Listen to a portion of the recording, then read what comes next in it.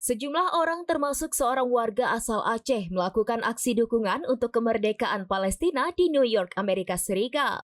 Aksi tersebut digelar pada Jumat 27 Desember 2024 atau Sabtu 28 Desember 2024 waktu Indonesia bagian Barat.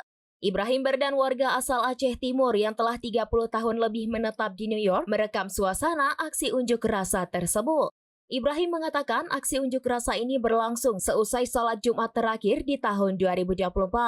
Adapun aksi unjuk rasa ini berlangsung di depan gedung Kongresmen Gregory W. Meeks. Gregory Weldon Meeks merupakan anggota DPR Amerika Serikat asal New York yang dikenal karena representasinya yang penuh belas kasih dan ulet terhadap konstituennya.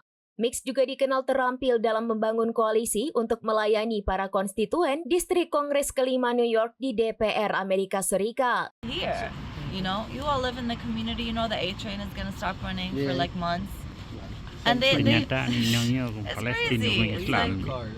Doesn't matter. It's gonna really affect people. Like people are here waiting for the bus. Bro. I know they're cold. I know that they feel like this community is underserved. Everybody knows that, and this community, this is why we're outside of this office. He doesn't care. Syeda Ralun dari New York, Ibrahim Berdan, SerambiNews.com. Ceasefire, not genocide. Gregory Meeks, take a side.